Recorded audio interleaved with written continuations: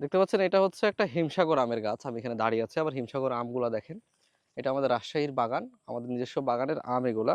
আমগুলার কালারগুলো একটু দেখেন, আপনারা কাছে আসলে দেখলে বুঝতে পারবেন। আমের কালারের মধ্যে যথেষ্ট পরিমাণ স্পট আছে। একটু আগায় আসেন, একটু দেখেন। এই দেখেন আমগুলা যথেষ্ট পরিমাণ স্পট আছে এবং এই আমগুলার সাইজ অনেক বেশি বড় না, হ্যাঁ, মাঝারি সাইজের আম। এবং এই আমগুলা এই যে প্রত্যেকটা আমে ছোটখাটো হালকা পাতলা দাগ আছেই, ঠিক আছে? এইটা হচ্ছে আমাদের কীটনাশক মুক্ত আম। আমরা এই আমগুলো যখন গাছে এসেছে তখন থেকে মানে কোনো প্রকার কীটনাশক আর স্প্রে করিনি। এর ভিতরে কিছু আম দেখতে পাচ্ছেন একটু ফ্রেশ হয়েছে, কিছু আম এই যে দেখেন অলরেডি কালো দাগ আছে আমে, হ্যাঁ, এরকম দাগ আছে। এই দাগগুলো চাইলে আমরা এখন পরিষ্কার করতে পারি, একটা কীটনাশক স্প্রে করলে এটা পরিষ্কার হয়ে যাবে। কিন্তু আমরা চাচ্ছি না মানব স্বাস্থ্যের জন্য ক্ষতিকর কোনো কিছু হয়, এইরকম কোনো কিছু আপনাদের জন্য আমরা করি। আমাদের উদ্যোগ হচ্ছে আমরা আমাদের নিজেদের বাগানের আমগুলা সর্বনিম্ন দামের মধ্যে সর্বোচ্চ কোয়ালিটি দিয়ে আপনাদের কাছে পৌঁছানোর জন্য। আমাদের আমে ২টা ৪টা আম পাকা মানে পাকার সময় দেখবেন পচা বের হবে ২টা একটার মধ্যে ২একটা পোকা বের হবে এবং এই পোকাগুলা বের হওয়া স্বাভাবিক এবং এর জন্য আমরা ২-৩ কেজি আম এক্সট্রা দিয়ে দিই প্রত্যেক ক্যারেটের মধ্যে। এবং এই যে এইখানে যে আমগুলা আছে এই আমগুলার পোকা বের হয় কেন সেটা বলি। আমাদের আশেপাশে দেখতে পাচ্ছেন প্রচুর আম গাছ, হ্যাঁ? এবং এখানে আমাদের বাগানের বাইরে কিন্তু মানুষের বাগানও আছে। ওই পাশেরগুলা মানুষের বাগান, হ্যাঁ? অন্য মানুষের বাগান।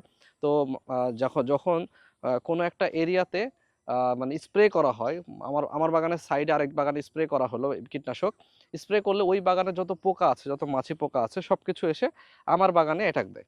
এবং এরপরেও আমরা ওই পোকা লাগা সত্ত্বেও আমরা আমগুলাতে স্প্রে করি না। যেমন এটা দেখেন একটা আম্রপালি আম, এটা কিন্তু এখনো ম্যাচিউরড হয়নি, হ্যাঁ? এই যে দেখেন উপরে কিন্তু কালো, হ্যাঁ? কালো দাগ। তো এই কালো দাগ খাইলে কিন্তু মরবে না মানুষ। কিন্তু যদি স্প্রে খাই, স্প্রেওয়ালা বিষ, এটা স্লো পয়জন। ওইটা খেলে মানুষের শরীরে ক্ষতি হবে। তো আমরা সেই কথা চিন্তা করে এটা কিন্তু আবার ফ্রেশ হইছে। ওই আমের মধ্যে এটা দেখেন আবার ফ্রেশ আম, হ্যাঁ? এই আমের মধ্যে এটা আবার ফ্রেশ আম হইছে। এটার কিন্তু তেমন একটা দাগ নাই। তাও আছে হালকা পাতলা। তো এই যে এইরকম দাগওয়ালা আম আ থাকবেই। পাশাপাশি ২-১ টা মাছি পোকার অ্যাটাক, হ্যাঁ? মাছি পোকা দেখা যাচ্ছে অলরেডি এটার মধ্যে হুল ফুটায় দিয়ে রাখছে। কিন্তু আমরা এটা ফলো করিনি বা দেখতে পাইনি বা আমাদের চোখের আড়ালে, হাতের আড়ালে চলে গেছে আপনাদের কাছে। এরকম ২টা ৪টা আম হতে পারে। সেই আমগুলা ২-১ টা পোকা বের হতে পারে, অস্বাভাবিক কিছু না। তো এই যে এই জিনিসটা অনেকে মেনে নেয়, অনেকে মেনে নেয় না। যারা মেনে নেয় তাদেরকে আমরা ওয়েলকাম করি এবং আমরা বলি যে আমাদের বাগানের যে ফ্রেশ আমগুলো আপনারা তাহলে সংগ্রহ করুন আমাদের কাছে। আর যদি আপনাদের মনে হয় যে একেবারে প্রিমিয়াম কোয়ালিটির মানে ভালো আম যেটা বলে কি বলে বাজারের যেটা ফ্রেশ আম, হ্যাঁ? বাজারের যেটা ফ্রেশ আম সেই আম আপনি নিবেন তাহলে আমাদের সাথে হয়তোবা যোগাযোগ করলে পাবেন না, অথবা আমরা আগামীতে মানে আমাদের এবার আমের উৎপাদন কম। তো যদি আমরা আমের উৎপাদন আমাদের আম শেষ হয়ে যায় তাহলে হয়তোবা আমরা বাগান থেকে কিনে আ বিভিন্ন সাইডে যে আশেপাশে যে বাগান আছে তাদের কাছ থেকে কিনে হয়তোবা সেই প্রিমিয়াম কোয়ালিটির আম আপনাদের কাছে সরবরাহ করতে পারি। এটা আমাদের ইচ্ছা আছে। দেখুন এই যে এই আমটা দেখেন, এই আমটা কিন্তু আপনাদের বিক্রির যোগ্য না, দেওয়ার যোগ্য না, হ্যাঁ?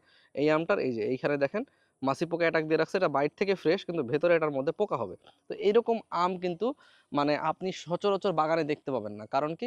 কারণ ওই বাগানে যথেষ্ট পরিমাণে স্প্রে করা আছে। আর আমাদের বাগানগুলোতে আসলে আপনি চোখের সামনেই দেখতে পাবেন এবং এই কীটনাশকবিহীন আমগুলো যদি আপনারা কেউ সংগ্রহ করতে চান তাহলে সরাসরি আমাদের সাথে যোগাযোগ করবেন এবং আমরা চেষ্টা করব আপনাদের কাছে এই আমগুলো সরাসরি সরবরাহ করে দেওয়ার জন্য।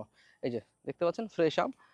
যত আম লাগবে এগুলো হচ্ছে লক্ষণভোগ, এগুলো হচ্ছে 20 টাকা কেজি আজকে আমাদের বর্তমান বাজার রেট।